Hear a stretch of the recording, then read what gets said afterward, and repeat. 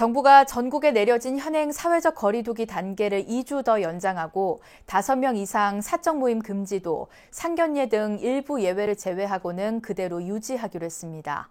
방역당국은 전국의 코로나19 유행 규모가 1단계 수준으로는 내려와야 거리 두기 조정이 가능하다고 보고 당분간 백신 접종에 집중한다는 계획입니다. 첫 소식 최선호 기자의 보도입니다.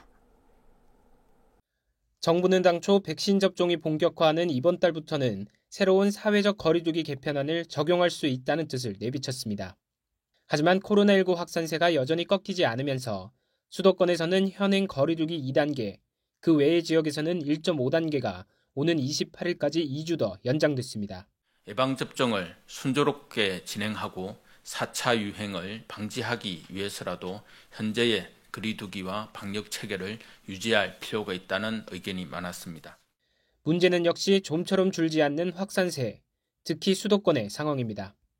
수도권의 유행 규모가 적어도 하루 200명 안으로는 내려와야 한다는 게 방역당국의 판단이지만 최근 평균치는 300명이 넘습니다. 당국은 현 상황에 맞춰 일부 조치는 강화하고 일부는 완화했습니다. 확산세를 줄이는 데 큰 역할을 하고 있는 5명 이상 사적 모임 금지는 유지하되 직계가족 모임과 결혼 전 상견례는 8명까지 예외를 인정해주기로 했습니다. 만 6세 미만의 영유아를 동반하는 경우에도 8명까지는 모일 수 있지만 만 6세 미만을 제외한 인원은 지금처럼 4명까지만 가능합니다.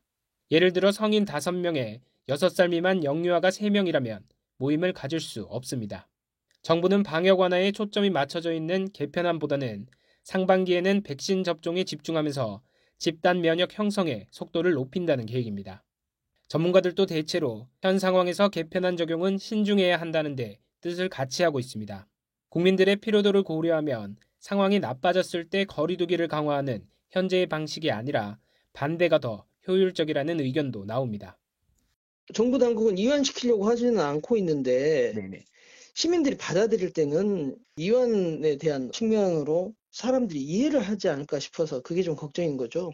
그래도 단계를 올린다고 그랬을 때는 네. 어쨌든 찔끔찔끔 올리는 것보다는 좀 굵고 짧게 가는 그런 전략이 좀 필요하지 않을까. 확산세가 다시 고개를 들고 있는 지금 잠깐의 방심은 3차 대유행의 고리를 끊지도 못한 채 4차 유행을 불러올 수도 있습니다. 정부 당국의 신속하고 체계적인 대응과 함께 시민들의 적극적인 협조도 절실한 때입니다. BBS 뉴스 최선호입니다.